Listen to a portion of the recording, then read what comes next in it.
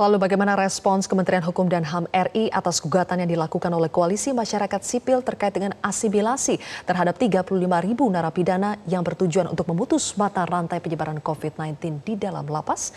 Untuk membahasnya sudah bergabung melalui sambungan telepon pelaksana tugas Dirjen Pemasyarakatan Kemenkumham, Nugroho. Selamat malam, Pak Nugroho. Selamat malam, Ibu. Pak Nugroho, apa respons Kemenkumham terhadap gugatan Koalisi Masyarakat Sipil terkait dengan kebijakan asimilasi narapidana yang dikeluarkan oleh Menkumham di tengah pandemi COVID-19?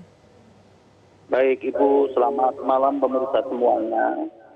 Sampai sore ini kami secara tertulis belum membaca itu, baru melihat atau mendengar dari media. Jadi langkah yang paling pokok bagi kita adalah menguatkan fungsi-fungsi pemasyarakatan dalam rangka satu, pembinaan di dalam lapas rutan, yang kedua melakukan pembimbingan dan pengawasan terhadap mereka yang melaksanakan kegiatan di luar lapas, yaitu asimilasi di rumah dan melaksanakan integrasi pembebasan bersyarat, cuti menjelang bebas dan cuti bersyarat.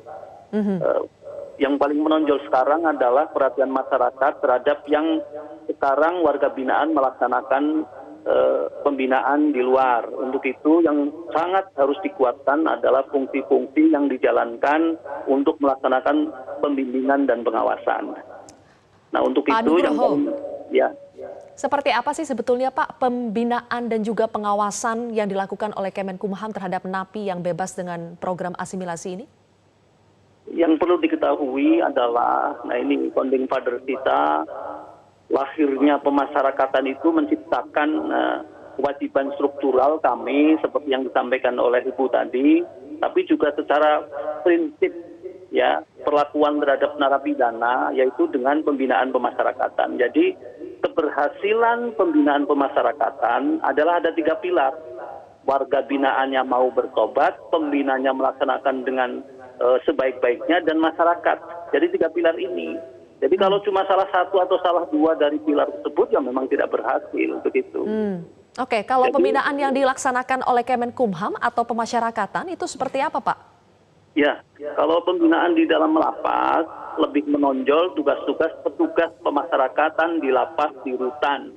Ada beberapa dukungan pembimbingan dari Bapas ke dalam melakukan penelitian kemasyarakatan dan pembimbingan yang diperlukan. Kalau mereka di luar, yang paling menonjol adalah beban tugas kepada pembimbing kemasyarakatan dari Bapas, Balai Pemasyarakatan. Oke, baik. Pak, Koalisi Masyarakat Sipil menggugat kebijakan asimilasi karena kebijakan ini telah menimbulkan keresahan bagi masyarakat.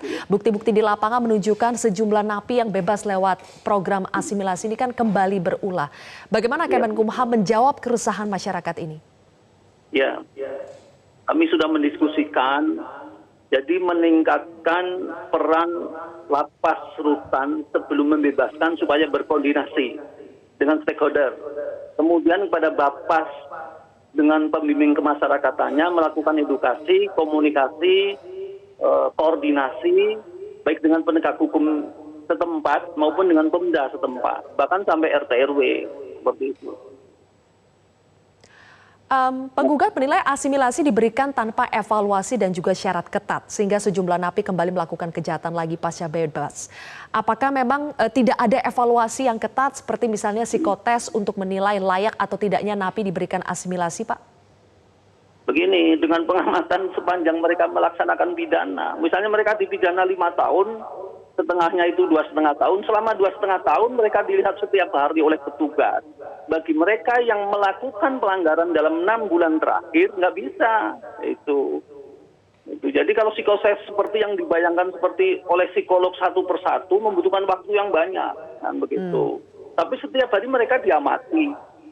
Dan yang paling menonjol adalah satu, perubahan kepribadiannya, perilakunya selama di sana. Tidak melanggar peraturan tata tertib, nah begitu. Dan ada penjaminnya.